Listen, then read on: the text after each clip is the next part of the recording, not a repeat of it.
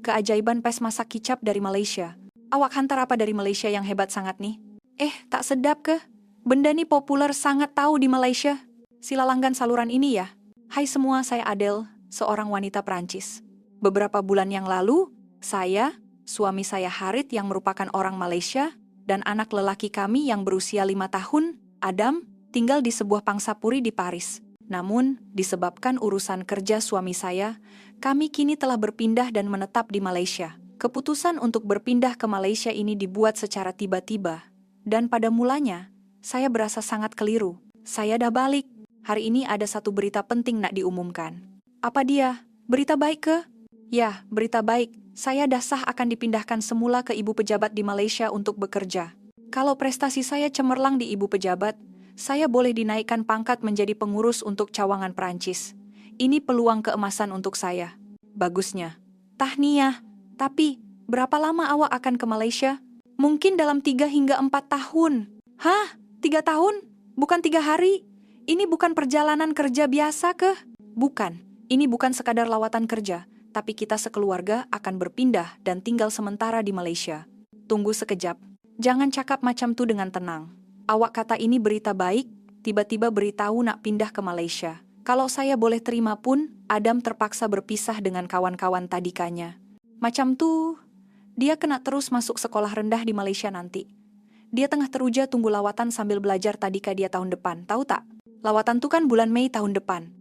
Persatuan Ibu Bapa dah mula kutip dana untuk lawatan tu. Mereka buat jualan biskut dan macam-macam lagi. Adam pun bersemangat tolong. Lagipun, itu lawatan terakhir di tadika, dia memang ternanti-nanti. Saya kena mula kerja di Malaysia pada bulan Oktober. Nampaknya memang tak dapat dielakkan. Tapi, tadika di Malaysia pun ada lawatan juga. Dan dia pasti akan cepat dapat kawan baru. Masalahnya bukan itu. Budaya pemakanan di Malaysia dan Perancis sangat berbeza, kan?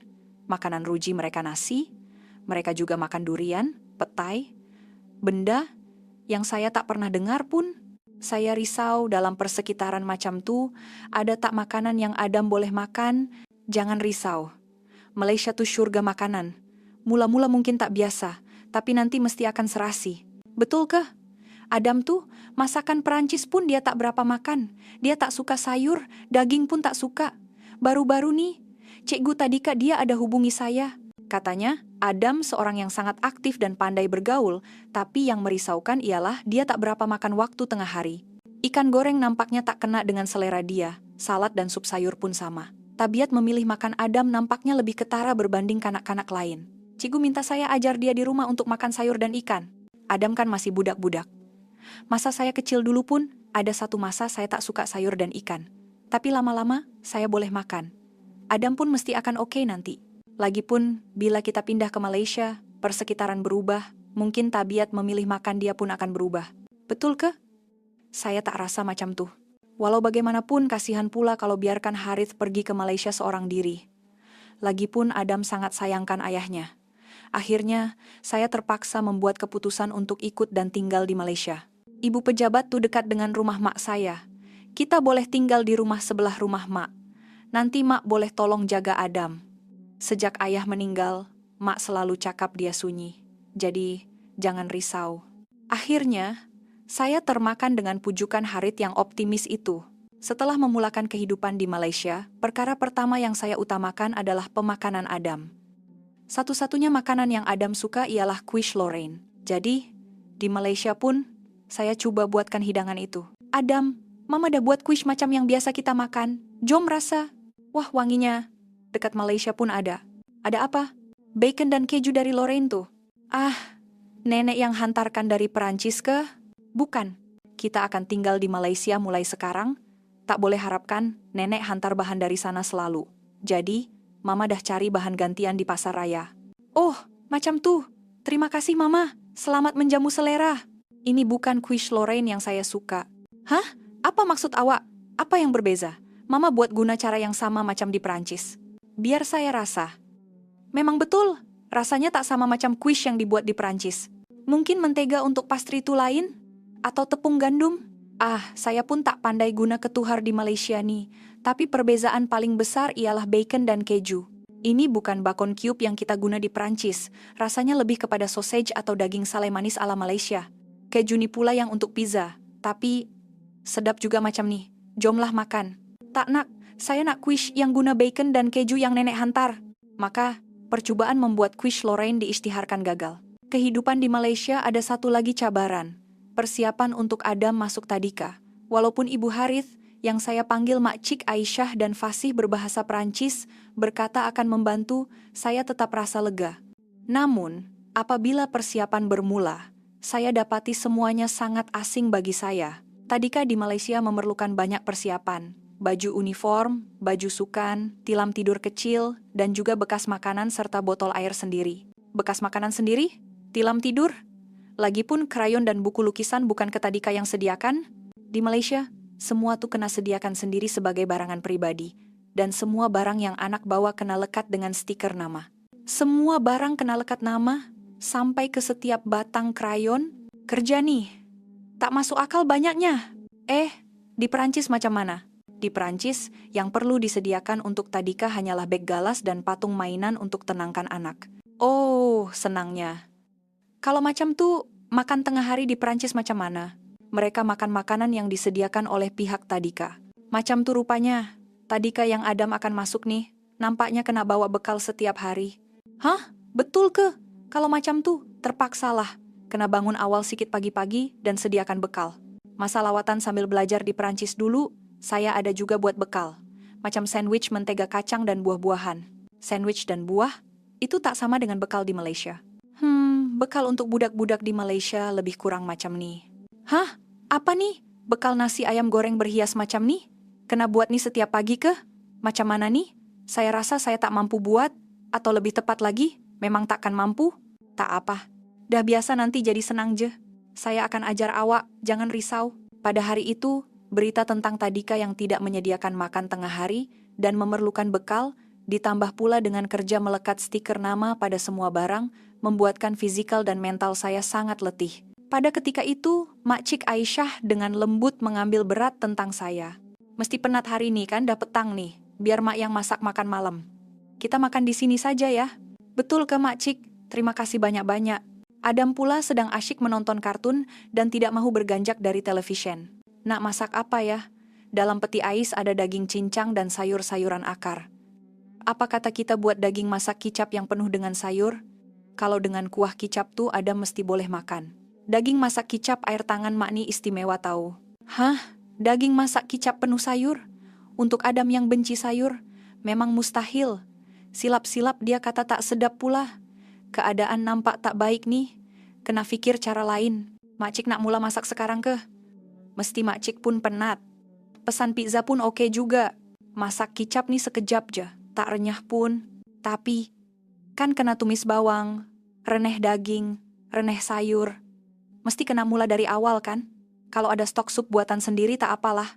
Dulu di Perancis, Harith selalu kampak-kampak kicap je. Acah-acah masak kicap. Apa-apapun, hari ini kita pesan pizza sajalah. Tak apa. Di Malaysia ada satu bahan ajaib yang boleh siapkan daging masak kicap yang sedap dalam sekelip mata. Saya tak pernah dengar pula Harith cakap pasal pes masak kicap segera. Pes masak kicap. Tengok nih, pes dalam paket nih. Macam jem kan? Ini ke pes masak kicap. Susah nak bayangkan macam mana ia boleh jadi masakan. Oh, rupanya di Perancis tak ada ya pes macam nih. Saya dah balik. Mak telepon kata semua ada di rumah. Jadi saya terus balik sini. Selamat pulang. Di Perancis tak ada pes masak kicap ke? Pes masak kicap? Mesti sebab semua ada hari ni Mak nak masak daging masak kicap kan? Sedapnya. Dah lama tak makan masakan Mak. Cepat beritahu saya, apa sebenarnya pes masak kicap nih? Di Malaysia, ini merujuk kepada pes yang diperbuat daripada tumisan bawang, rempah ratus, dan kicap pekat yang dimasak sempurna. Senang cerita, bila ia dijadikan produk komersial dalam paket, ia jadi pes masak kicap. Gabungan teknik menumis tradisional dan resipi rahasia, pes masak kicap nih ciptaan Malaysia tahu. Bukan dari negara jiran lain, tapi ciptaan Malaysia. Ini hidangan kebanggaan kami. Ia dikomersialkan supaya semua orang boleh nikmati rasa masakan rumah yang asli dengan mudah. Betul tuh. Kalau ada pes nih, senang je nak buat daging masak kicap. Kalau macam tuh, biar Mak ajarkan Adel resipi turun-temurun keluarga kita. Daging tak perlu direneh lama kah? Nak letak lobak merah dan lobak putih banyak macam nih? Tunggu sampai lobak lembut, lepas tu tutup api sekejap. Kemudian, masukkan pes masak kicap. Ada lagi bahan rahasia. Bawang goreng. Bawang goreng? Ini pun jiwa masakan Malaysia. Bawang merah yang dihiris nipis dan digoreng sehingga garing dan rangup. Ia memekatkan aroma dan pelbagai rasa lazat, sangat digemari oleh orang Malaysia. Adam, Harith, daging masak kicap dah siap. Bau nih. Inilah bau masakan rumah kita. Wah, bau apa nih? Sedapnya. Di Perancis dulu, ayah selalu cerita pasal daging masak kicap kan? Katanya tak boleh lupa rasa tuh. Nampaknya inilah dia. Saya dengar pun jadi teringin nak rasa.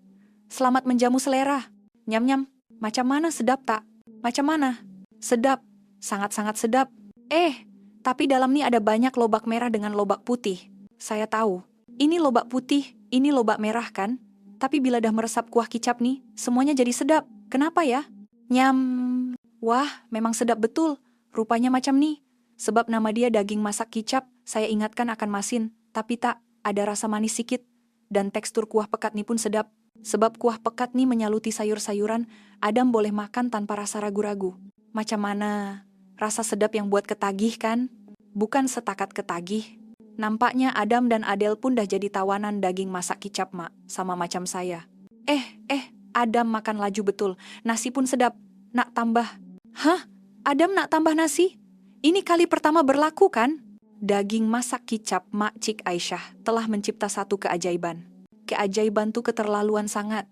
Lagipun sesiapapun boleh buat, asalkan ada pes masak kicap nih. Keesokan harinya, ketika kejutan dan kenikmatan daging masak kicap masih terasa, kami sekeluarga pergi ke pasar raya berdekatan. Tujuannya adalah untuk membeli pes masak kicap Malaysia. Sukar untuk dipercayai bahwa hanya dengan pes segera, masakan yang begitu mendalam rasanya dapat dihasilkan. Adele, walaupun awak kata ia cuma pes segera, tapi dunia pes masakan ini sangat luas tahu. Apa maksud awak? Pergi tengok bahagian pes dan sos di pasar raya, nanti awak tahu. Wah, semua nih pes masakan ke? Ada pes rendang, pes kari. Hebatnya. Pemandangan yang luar biasa. Dan semua nih rasa dia berbeza-beza. Maksudnya kena cari rasa yang kita suka dari sini? Dari mana nak mula pilih nih? Peninglah. Tak juga. Dah rasa sekali, lebih kurang dah tahu rasanya macam mana. Rumah makcik biasanya guna jenama A atau jenama B, jenama terkenal di Malaysia. Ini pes yang dah ada sejak saya kecil lagi, sangat populer. Selain tuh, sekarang nih makin banyak jenis baru muncul. Orang Malaysia memang suka masakan macam nih ya. Tengok Rakni pun dah faham. Betul. Masakan berasaskan pes nih adalah makanan kebangsaan tidak rasmi di Malaysia. Setiap keluarga ada cita rasa tersendiri. Kegemaran dan kenangan keluarga semuanya terisi dalam satu hidangan. Jadi, untuk memenuhi selera yang berbeza-beza, banyaklah jenis pes masakan dikomersialkan. Sebab itulah ada banyak pilihan. Apa-apapun, hari ini kita beli yang rasa manis sikit untuk Adam. Saya suka kuah manis. Sejak hari itu, Adam selalu meminta untuk makan nasi dengan lauk masak kicap. Keadaannya bertukar menjadi 2 kali seminggu makan hidangan itu. Adam yang cerewet makan dan hanya makan sedikit entah hilang kemana. Ketika genap sebulan kami tinggal di Malaysia, ibu saya di Perancis menelepon. Macam mana? Kehidupan di Malaysia mesti banyak yang tak biasa kan? Ibu ingatkan kamu menangis setiap hari sebab itu ibu telepon. Terima kasih, Bu. Memang banyak perbezaan budaya yang buat saya keliru. Budak-budak di Malaysia sangat berdisiplin walaupun dalam tren. Tak boleh makan minum.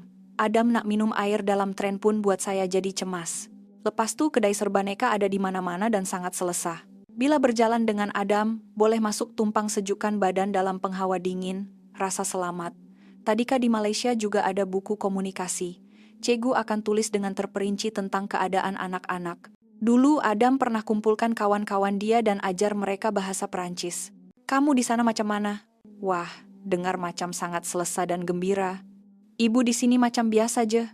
Arnaud setiap hari buat perangai di Tadika. Katanya tak nak makan sayur dalam hidangan tengah hari. Di rumah pun dah coba macam-macam cara nak atasi masalah memilih makan dia, tapi tak berkesan. Oh, Arnaud pun sama macam Adam saya, cerewet makan. Tapi Adam dah pulih dari tabiat tuh di Malaysia. Hah? Dah pulih? Macam mana boleh jadi macam tuh? Sebenarnya, di Malaysia ada sejenis pes ajaib. Hah? Apa kata saya hantarkan untuk kamu? Kalau masak guna pes tuh, Masalah Arnaud tak suka sayur mesti boleh selesai. Mustahil, budak tuh punya cerewet bukan biasa-biasa. Maka, saya pun menyemak maklumat terkini tentang penghantaran makanan ke Perancis. Rupa-rupanya, jika ia adalah pes dalam bungkusan retort atau paket, ia dibenarkan. Tak perlu guna kurier swasta, guna pos bungkusan antara bangsa biasa pun boleh. Jadi, saya pun poskannya. Terima kasih, dah sampai pun. Paket nih ke pes ajaib tuh, ada macam-macam perisa pula. Ya, coba guna pes tuh untuk masak dengan sayur-sayuran. Saya ada sertakan nota cara memasak sekali. Nanti beritahu saya reaksi Arnaud ya. Tetapi, selepas itu, agak lama juga kawan saya itu tidak menghubungi saya. Kenapa ya? Saya ingatkan dia akan terus telepon cakap anaknya makan sampai licin.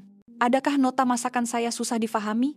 Atau pes yang saya hantar tak kena dengan selera? Ketika saya mulai risau tentang perkara-perkara ini, kawan saya itu akhirnya menghubungi saya. Awak hantar apa yang hebat sangat nih pada saya? Tak sedap ke? Bukanlah, semalam saya masakan untuk Arnaud. Saya letak banyak lobak merah, lobak putih, dan cendawan. Tiba-tiba Arnaud makan dengan lahapnya. Dia siap cakap, kenapa sayur nih sedap sangat? Rugi betul selama nih tak makan sayur. Ibu-ibu di kawasan perumahan saya kongsikan perkara ini di media sosial. Dalam sekelip mata, ia tersebar di kalangan ibu-ibu yang ada anak kecil. Daging masak kicap Malaysia sampai masuk dalam senarai carian populer di Paris. Awaklah pencetusnya. Ada pula macam tuh. Jadi, untuk aktiviti kutipan dana lawatan tadika, semua orang cadangkan, apa kata kita jual daging masak kicap nih? Tunggu sekejap. Mana mungkin saya boleh dapatkan stok sebanyak itu? Semua orang dah suka sangat. Stok saya dah habis. Tolong hantarkan lagi beberapa paket ya. Saya mohon sangat. Tolong kongsikan di ruangan komen, apakah kenangan Anda tentang masakan rumah yang paling Anda ingati? Kalau suka, jangan lupa langgan saluran ini dan tekan butang suka sebagai tanda sokongan ya.